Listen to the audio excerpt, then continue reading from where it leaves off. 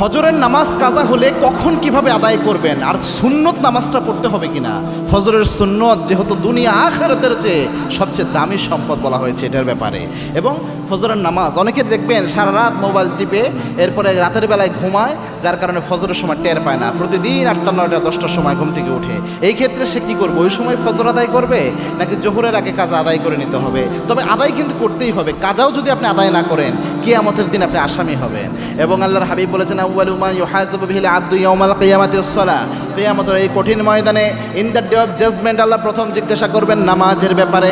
যার আমল নামায় নামাজ থাকবে তার জীবনের সমস্ত আমল আল্লাহ কবুল করে নেবেন, আর যার আমল নামায় নামাজ থাকবে না কোনো আমল আল্লাহ কবুল করবে না।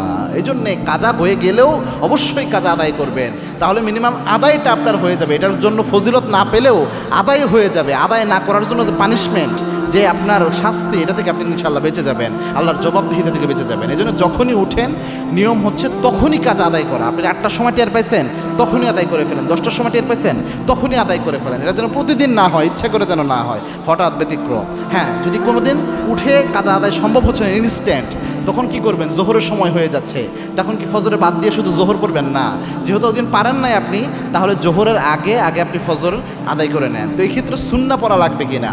অনেক উলামা একরাম বলেন ফজরের সুন্নতটা অনেক গুরুত্বপূর্ণ, অনেক দামি। তো সেক্ষেত্রে যখন উঠতেছেন তখন যদি আপনি ফজরের কাজাটা আদায় করেন, আপনি চাইলে সুন্নাহ আদায় করতে পারবেন, কোনো সমস্যা নাই।